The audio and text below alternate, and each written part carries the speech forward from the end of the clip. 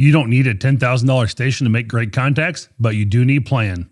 I'm Marvin, W0MET, and today we're talking ham radio budgets, how to spend smarter, upgrade strategically, and enjoy the hobby without financial regret. So grab that coffee, fire up the rig, let's talk radios and dollars.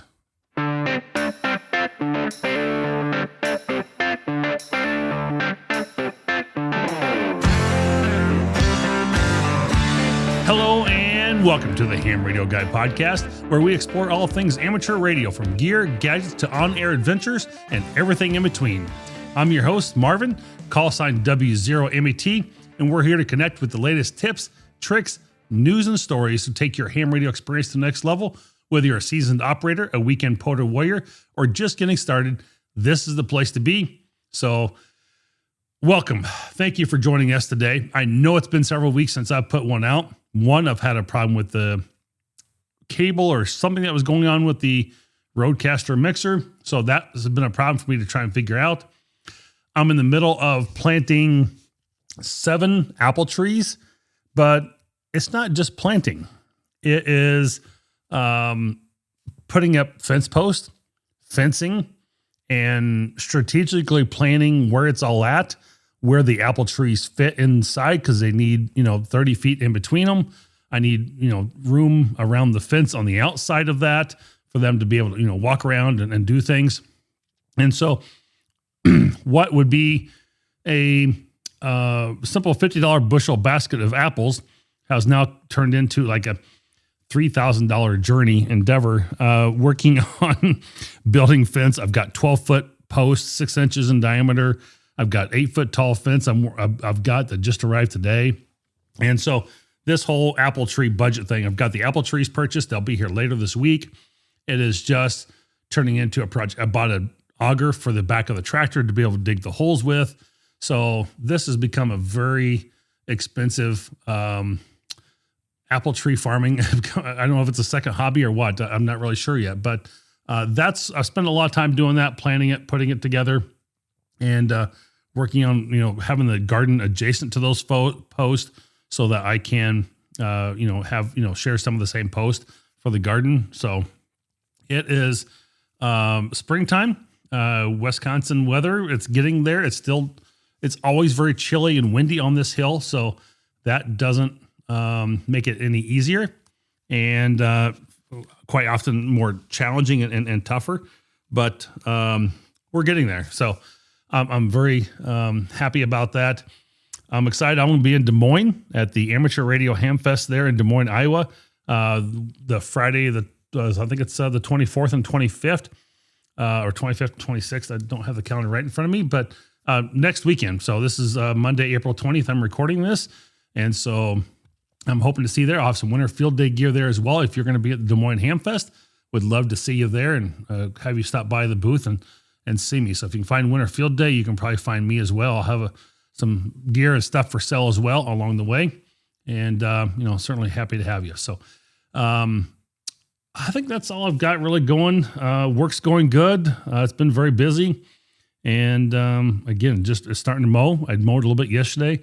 And life has just been stupid busy. I mean, we're selling one home this week, and we will close in 2 weeks on our house in Wisconsin here. So we've been going through all that paperwork and that transition. So that's taken a lot of my time as well, going through inspections and reports and negotiations. And it's just been, I think if you buy a house, you guys know what I mean. It's just a lot going on. So I apologize again for the missed episodes here. I've got more I need to sit here and plan out too. I mean, I'm getting at the end of my list for now. I mean, there's more content, don't get me wrong there, but I just don't have a lot of them in works. And of course, it takes me 2 or 3 hours to develop a good podcast and put it all together and write it up and type it. And I literally, I will read it, but I pre-do all this. So, it's not always just off the cuff, even though all this right now is.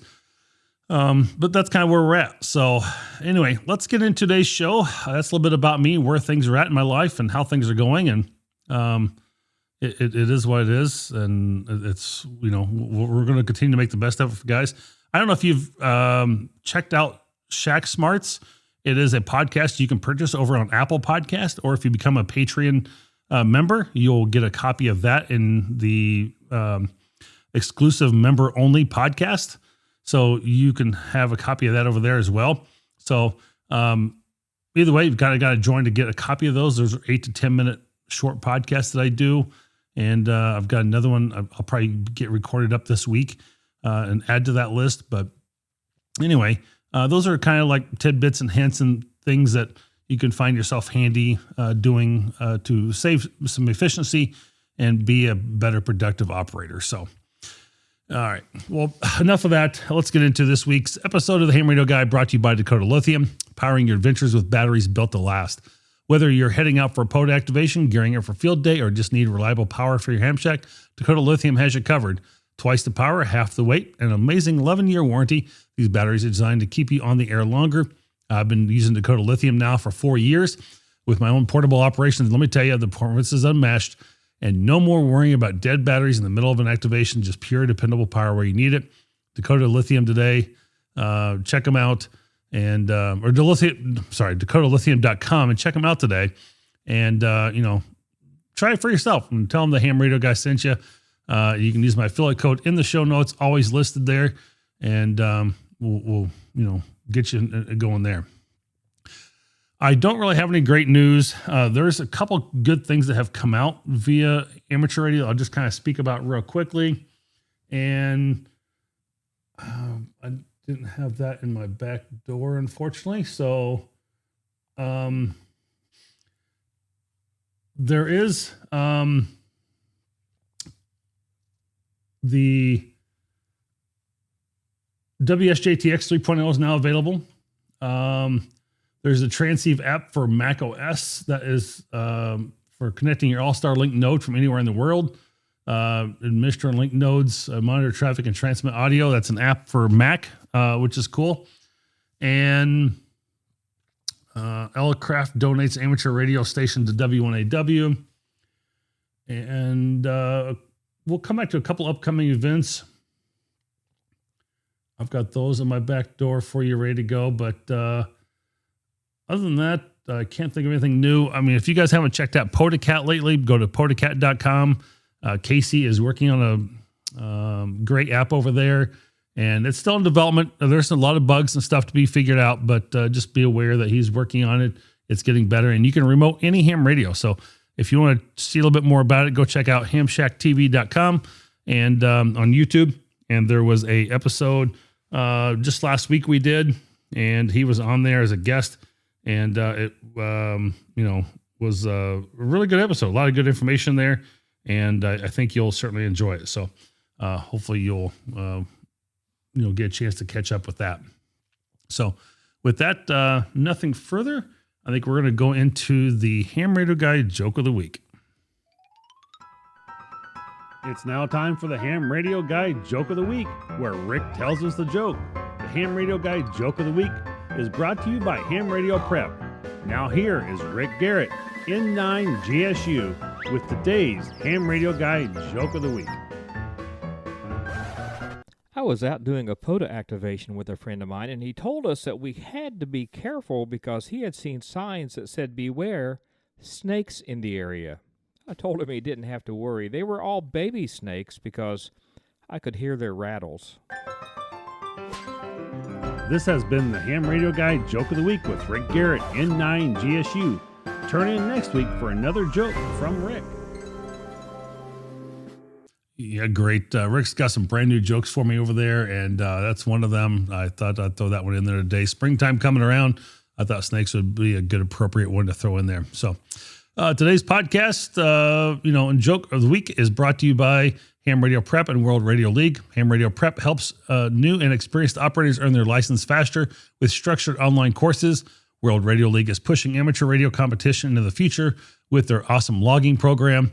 And they are working on cat control. That should be out in a couple weeks here for their desktop apps. You can go online, offline, visit their website and use promo code HamRadioGuy to save 10% on your purchase or your subscription to World Radio League, either one. So I appreciate those who have reached out and made some purchases with them. And that will directly help support the podcast as well. So they have some great courses over there on Ham Radio Prep. satellite course that they've opened up, and they're always continue to come up with new stuff. And they've got some advanced operating, and some operator basics. So a lot of good courses. Go check them out and support James and the World Radio League team over there.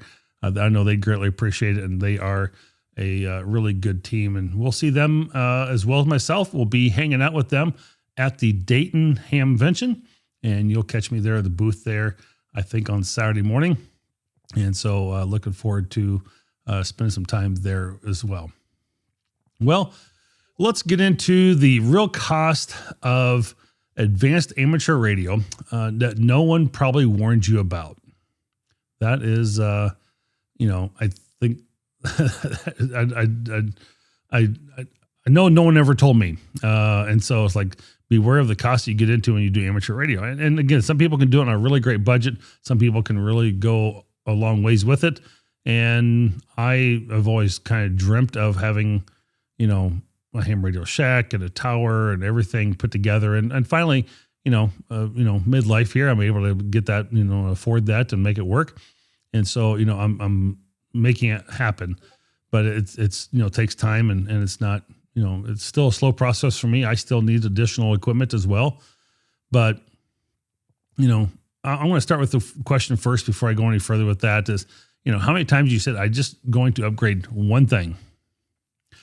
Is that just one radio, one antenna, one small improvement, whatever it might have been? That's kind of where it all starts. And, somehow that will turn into, oh, I need additional feed line, or I need a new feed line. I need a bigger or better power supply. I need additional grounding for that now. So and then I'll need some filters or potentially software, could be test fees. And a weekend or 2 or 3 on the roof, on the tower, digging a hole for a new post or mount, a rack, something that you're going to be putting up to, mount an antenna of some sort. So the time consumption quickly adds up to what you're going to be doing. You put a lot of time into that and testing it, figuring it out, playing with it. It's not usually just an hour and you're up and running. It's not just a quick snap of the fingers and you're done. So, it takes a lot of time, and then obviously those things all have a little bit of cost associated with them as well. And so today we're going to be talking about something that doesn't get discussed honestly enough in amateur radio. And I think that's the true cost of going advanced. And I put a poll out on my Patreon channel here back in early January, and I was hoping I'd get maybe more responses than this from it, but I didn't. And I only got 2, but I created a topic for, talking about advanced ham radio on a budget and spending smarter, not bigger, prioritizing antennas, skills over shiny gear, avoiding upgrades, that look good, but don't actually perform, and building a station that works for your goals, not someone else's Instagram post. So the 5 things I put in there was, which areas has cost you the most so far in amateur radio journey? Radio and accessories, antenna, towers, and feed line, power, grounding, and station infrastructure, software, computers, and digital tools, or death by 1,000 upgrades, a little of everything.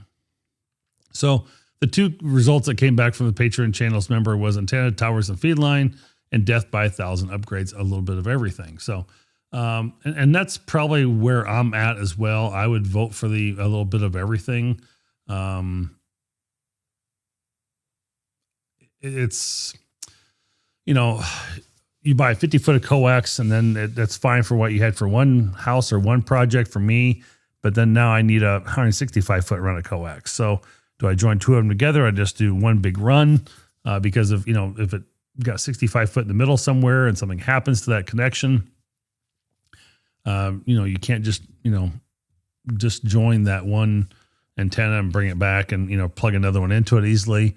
You're going to have to rip out the whole thing out of the tube, out of the pipe, and, reconnect it. So it's easier just to keep the connectors at each end of it and not have to have, cables joined in the middle.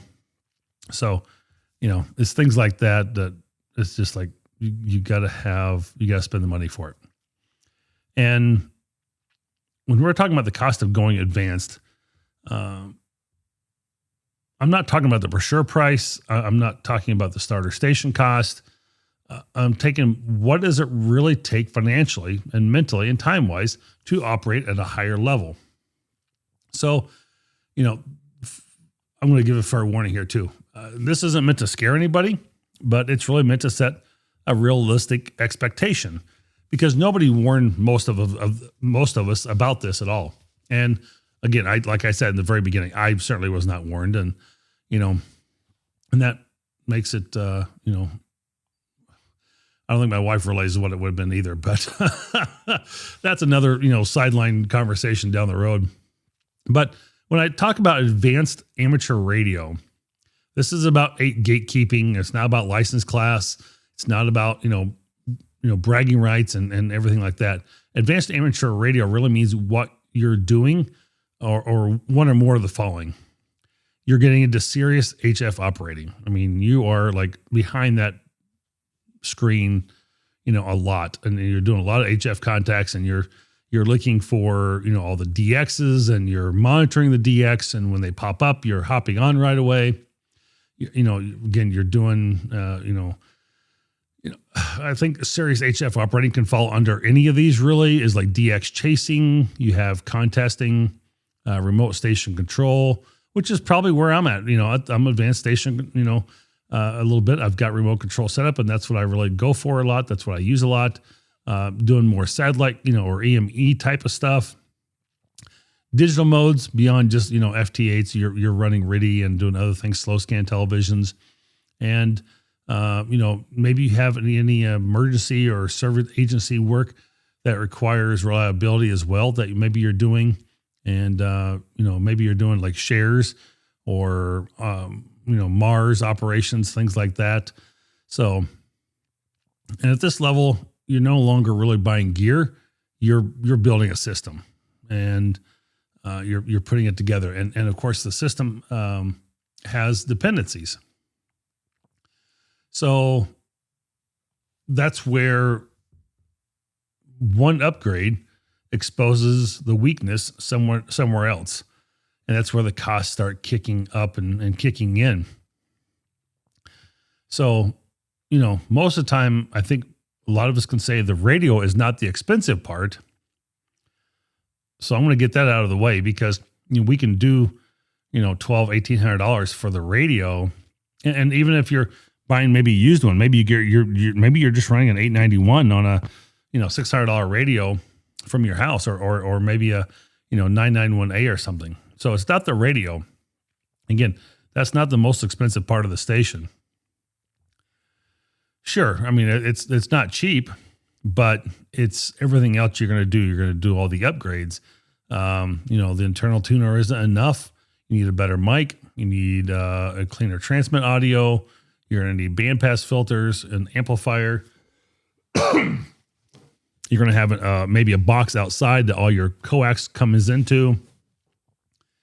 And, I mentioned amplifier, but that's a whole nother can of worms, because those are, if you can find one below 4,000, I would be surprised.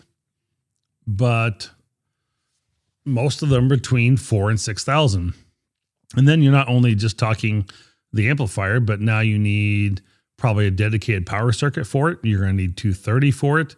You're going to have to put a 230 outlet in. So you're going to have an electrician come out, and, you're going to have better grounding for that, better cooling, maybe some RF management going in with that, possibly a high electric bill. You can see how this just goes on and on. The radio was just the entry ticket. Maybe your license was just the entry ticket. So it wasn't just about the, the radio, but it's now the antennas, the towers, the costs you don't see, the nickel and diming of, hey, I've got to have an end connector to a PL259. I need a BNC to SL239. I need a BNC to in connector. I need a right angle. I'm looking for an SMA to a BNC. I would do a SMA to, something else, because I'm going to run. Also, I'm not just putting up a radio on the computer. I'm going to put in a web SDR system. I'm putting in another type of antenna. I'm going to do a little, like a scanner or a monitor, so I can do some receive. And You know, simple wire antenna. Yes, affordable, effective, great place to start. But once you taste that better performance of having an upgraded antenna, maybe somebody else's station, maybe you did a remote ham radio online logging, and you went to a field day and used maybe a different type of antenna somebody had. You're driving by and go, wow, look at that, new antenna. We were just talking about Step IR coming back. Step IRs are phenomenal antennas, and not that people don't do well with others, but Step IR is a great antenna. But you got something like the multi-band verticals, you've got beams, you got people who have stacks. I've not gotten to that point yet. I'd love to have a 40 meter, but stack of some sort, but directional antennas, you got rotors, rotor controllers. You got to have the rotor controller cable to be able to power it, and all the grounding and everything associated with that. So, I mean, now you're adding in, infrastructure and devices that require a tower of some sort. So whether it's, 20 foot tall or, 100 foot tall, I don't know, but that's going to obviously have a big factor in cost and association as well. So, and I can go down I almost feel like I'm going down a rabbit hole here, because if you talk about real cost on just the tower, I'm going to make this a side note, I guess, is concrete, permits, grounding, climbing, whether you have somebody you're paying professionally. Maybe you can do it yourself. I don't know. But now you have to buy climbing gear if you do. Insurance, lightning protection, feed line to that site. Quality coax is not cheap. I've spent a buttload of money over at ABR Industries, and I love them. They're great cable. I really do. But it adds up fast when you need multiple runs. I need a 240. I need an LMR 400. I need, maybe it's an Ultraflex 400. You need another RG8X, or you need something like that. So, it is a lot of additional costs that can come and get you behind the scenes that you don't think of. And as much as you might have a budget for it, you got to plan out for that budget. You've got to be able to know, hey, my rotor is going to cost me this much.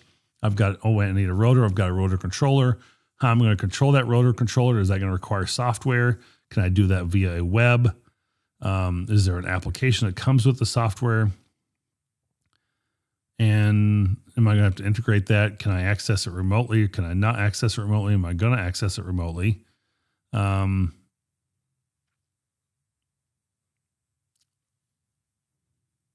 And then you can figure out which one you're going to go with. So, I can't talk dollars here. I can tell you I've got every bit of 10 grand plus into my tower, but I can't tell you what that's going to cost you. If you put up an 80-foot tower, well, that's going to cost you more than put up my 10-foot, my 60-foot tower. If you have an FDTX10 versus an ICOM 7300, if you have a flex radio versus the 7300, the radio costs are going to be different. And then, what you can do with it. Are you going to have like an L700 SWR meter, or are you, going to go with a simple Daiwa? Are you just going to, go with, what's the screen's giving you for information? Are you going to throw an amplifier in there? I don't know what your situation is going to be. Everybody's going to design that differently, and everybody knows what they want and what they're going to have. So that, I wish I could give you specific dollars here, but it's just going to change. And then, where are you shopping? Are you shopping Gigaparts? Are you shipping DX Engineering? Are you looking for everything at Hamfest? You can save costs by buying coax and using my affiliate code at ABR Industries. And I'll give that to you in just a second here. I'm going to pull it up because I want to make sure it's the right one. I want to say it's my call sign, but it might just be Ham Radio Guy. So, but when you buy coax, again, we talked about that a second ago here, but you're going to need to have ABR Industries W0MET10. So that's my code there. W0MET10, and coax degrades, connectors corrode. So, it's not just a one-time purchase. You're going to have to, do upkeep and maintenance along the way. And these are ongoing expenses. So they really add up quick. Licensing, education, time. Again, that's probably the easy part of this is, upgrading your license, exam fees, study materials, multiple, attempts maybe you might have to make, cost you $15 to take the time every time, travel. Maybe you're doing it over Zoom, which is a lot easier nowadays. But, we got, take some of those time and consideration of those, of the time that it takes you to study or the time it takes you to buy a book. And again, save with the Ham Radio Guy code over at Ham Radio Prep. You can save your money on your books if you're going to try and upgrade. Again, I'm just here to save you money, but it also helps the channel at the same time. So if you're going to go ahead and make the purchase anyway, it doesn't cost you any more. It's free basically for you. I get a little bit of a kickback from that as an affiliate, and you win as well. So it's a win-win situation. So, I know I'm pushing this a little bit more, but it's one of those things that I know enough people aren't using my codes, and I feel bad about it sometimes that they're not taking advantage of 10% is 10%, whether it's $5 or $50 you save. It's helpful either way. Maybe you did ham radio. If you're learning a new mode or learning a new program, you had to buy the, I recently downloaded iDigi. I think it cost me like $5 or $10 for that on my Mac. Maybe you bought a manual, you bought a nifty manual for your shortcut of your radio. Watching any videos, you're going to be RT system radio programming, things like that. So a lot of other things that you're going to have that, it's going to cost you money along the way. So, but I'm going to move into my fifth segment here. I think that's where I want to go. I know I was going to say before that, I lost my train of thought for a second, is your amateur radio license might not cost much on paper, but earning it does cost something. And, whether it's your time, the way you studied, ham study, ham radio prep, whatever you used to be able to get that, it cost you something. And, I guess there's no cost for like upgrading unless you want to change your call sign or something. But that's, that is where it's at. All right. I'm going to go into my fifth segment here, the ongoing costs that nobody really budgets for. And this is the stuff that kind of sneaks up on you. This is stuff that's really hard to plan for as well. And I think of this quite often, that's not necessarily as a failure, but there's been some type of interaction usually that causes something. So this is, hey, I let the smoke out of my radio. It's going to cost you money for replacement. A big storm came through. My antenna got blown out of the tree. The tree fell on the wire. It broke off the parts of the antenna, maybe elements. Maybe the new software got released and now there's an upgrade cost or a change or something.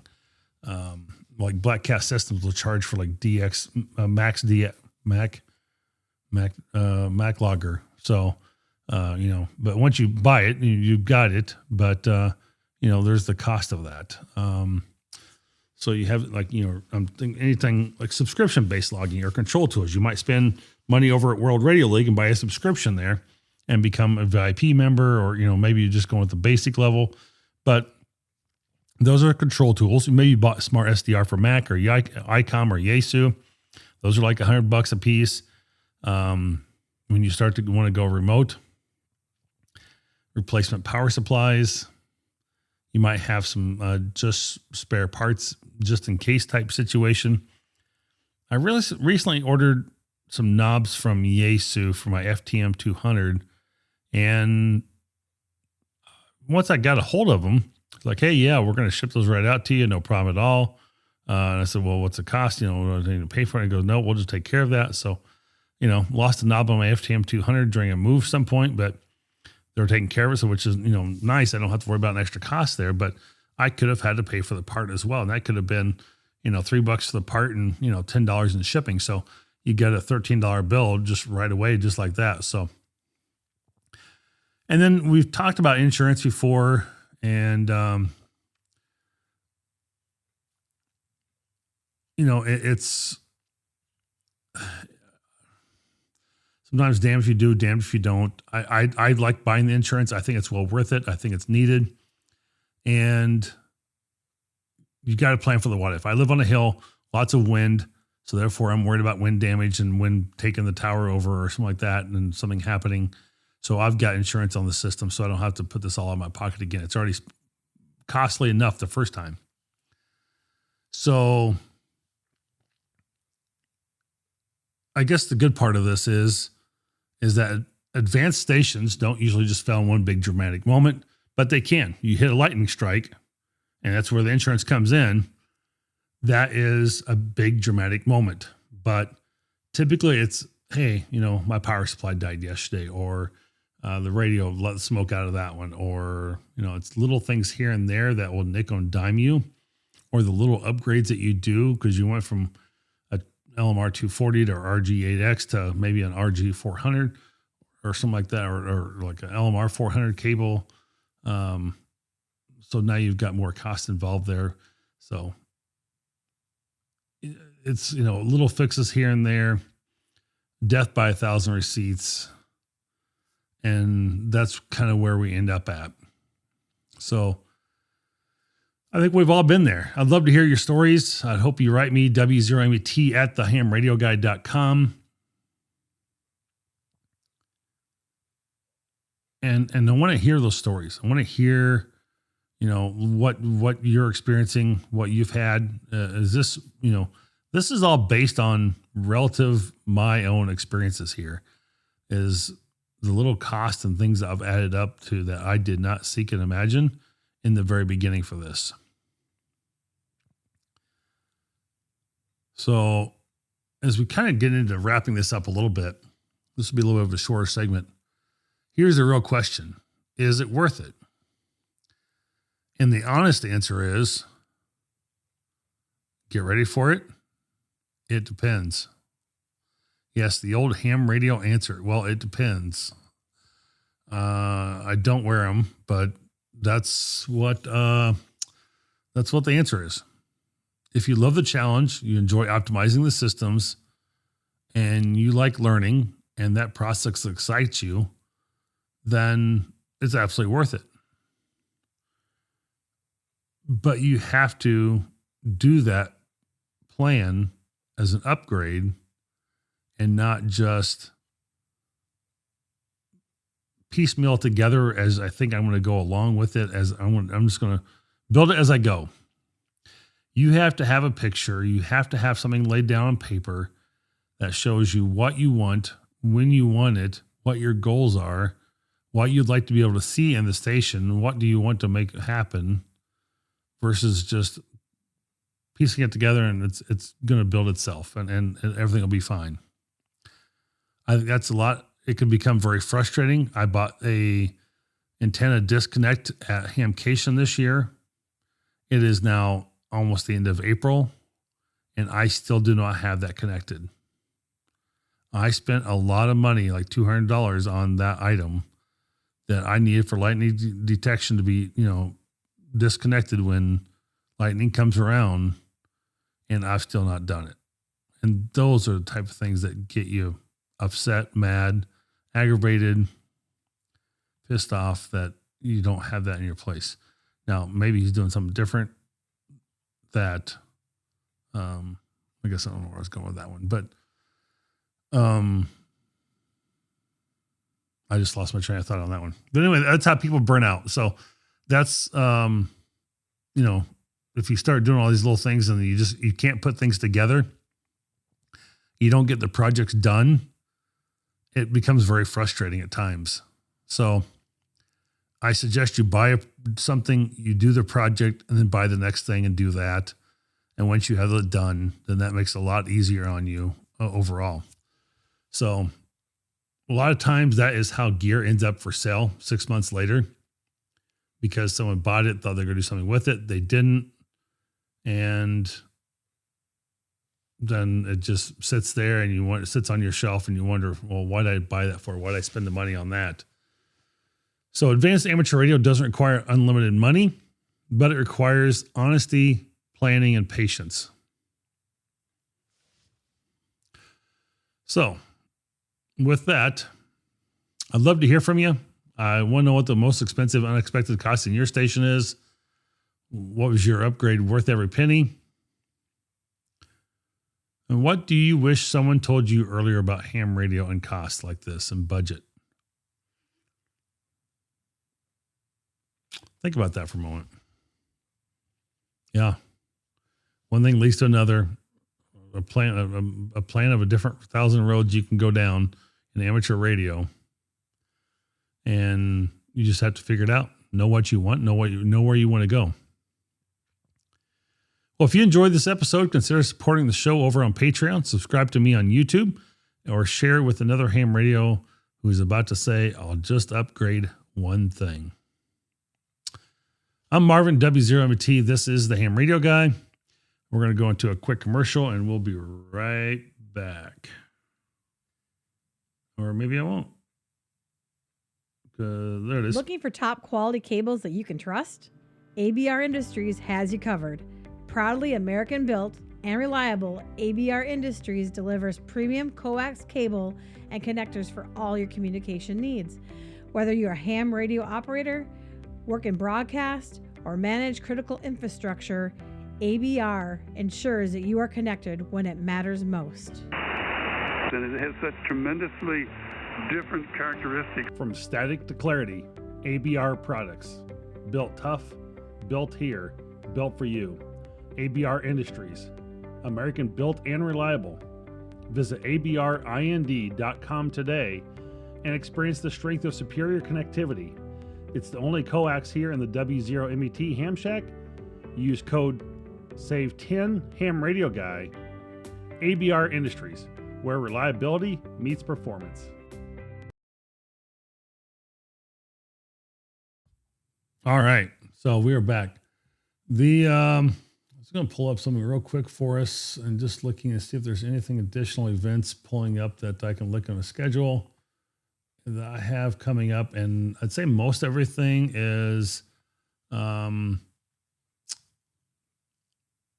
around Dayton at this point. We're about a month away, and that is the main thing. I don't really have any special events that are scheduled right now, so that I see that's surrounding me where I'm at. So anyway, Dayton Hamvention, catch me over there, and we will be there. We'll see you there. Looking forward to a lot of good people and a lot of fun time. And we're going to have a great time there with Dayton on May 14th through the 16th. I guess it goes to the 17th, but I'm usually gone Sunday morning. So again, we're just about 3-4 weeks away from that here. So we're 1, 2, 3, and then it'll be the 4th week. So into that week. Yeah. So we're not far away. So it's going to be a lot of fun. A lot of good people returning. Always have great forums and good vendors there. So we are certainly looking forward to that. Well, with nothing else, I'm going to cut this one a little short. I don't really have any major news to share, anything like that, and we're going to go from there. And I appreciate you joining me, and that's where we're going to go. Let's check out of this thing here. Well, that's it for the Ham Radio Guy podcast this week. Thanks for tuning in, being a part of the conversation. Don't forget to share your thoughts, questions, or stories. Email me or connect over on Twitter and Patreon. If you enjoy the show, leave a review, share it with a fellow ham, and help grow the community. If you enjoy the podcast, consider supporting us over on Patreon. And until next time, 73 and happy hamming. Keep the antennas high, the signal strong, and I'll catch you on the next episode.